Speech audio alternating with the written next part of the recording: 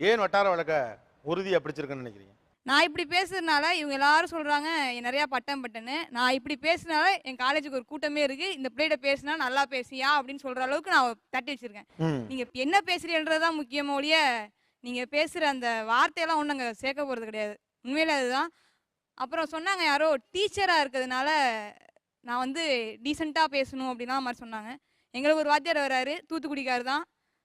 இந்த இந்த ப்ரோகிராம் இப்படி ரன் ஆகுற சமயம் அப்படிம்பாரு. அவர் அந்த சமயம் சொல்றப்பவே, அப்பா! அப்படி பார்ப்போம். அதுல ஒரு அழகு இருக்கு.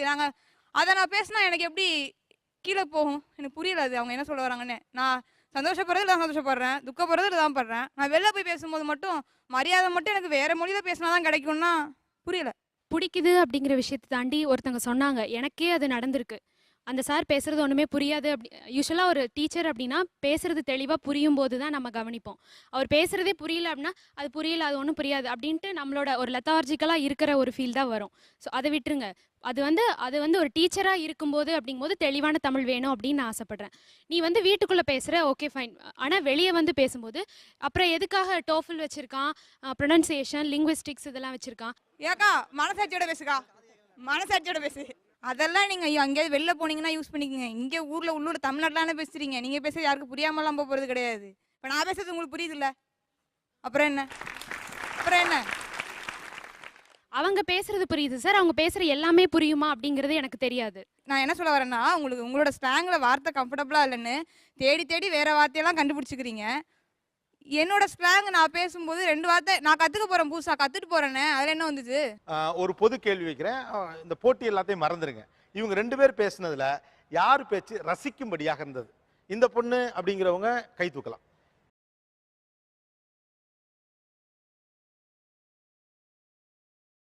இறக்குங்க. அந்த பொண்ணு அப்படிங்கிறவங்க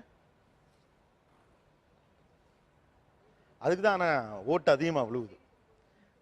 மக்கள் அதுக்கு தான் அதிகமா வர்றாங்க. இல்ல சார், நான் வட்டார வழக்கு தேவையில்லை அப்படின்னு சொல்ல வரல. ஐயோ, நீங்க ரொம்ப சீரியஸாவே பேசுறீங்க. முதல்ல இருந்து வேலையின் பொருட்டு மாற வேண்டிய அவசியம் இருக்குங்கிறத வேணா நம்ம இந்த பக்கத்துல கூடிய நியாயமாக எடுத்துக்கலாம். நீங்க உங்களுக்கு இந்த சிக்கல்லாம் இல்லையா? இவங்கள விட நான் நிறைய கலாய் வாங்கியிருக்கேன். இவங்க சொல்றாங்கல்ல, நான் வந்து அன்னைக்கு சாப்பிடும்போது வெண்டிக்காய் அப்படின்னேன். அவங்க வந்துட்டு வெண்டைக்காய் அப்படி சொன்னாங்க. வெண்டிக்காய் தான் சொல்லுவேன். ஏன் நான் சாப்பிட போற வெண்டிக்காய், அது வெண்டிக்காய் சொன்னேன், வெண்டைக்காய் சொன்னேன், பேசாம சாப்பிடுக்கா அப்படின்னு முடிஞ்சு போச்சு. அதே மாதிரி பெல் அடிச்சோனே, ஹாஸ்டல் பெல் அடிச்சோனே, சோறு போடுறாங்க அப்படின்னு சொல்லுவேன். இன்னும் மாறலையாப்பா நீ அப்படிம்பாங்க. மாறி என்ன கிடைக்க போகுது, சோறு தானே வா அப்படி சொல்லி இப்படி கூட்டு போயிடுவோம். முடிஞ்சு போச்சு. சோறு எப்படி மாத்திருக்காங்க? சோற சாதம். அதுல கொடுமை என்னன்னா ஒயிட் ரைஸ். சோறு வெள்ளையா தானே இருக்கும், அது என்ன ஒயிட் ரைஸ்? அதான் அதுல கொடுமை. அதான். என்ன படிக்கிறீங்க நீங்க? BTech IT. BTech IT. IT. எங்க டிபார்ட்மெண்ட் ஹெச்ஓடி என்னடா இது வரைக்கும் 7 வாட்டி 8 வாட்டி சொல்லியிருக்காங்க, தயவு செய்து உன் ஸ்லாங்க மாத்தாத. மாத்துன்னு. அப்ப ஏன் மாத்த மாட்டேங்கிறீங்க? எதுக்கு நான் மாத்தணும்? இது என்ன கொடுமையா மாத்த இருக்கு? சொல்றாங்க.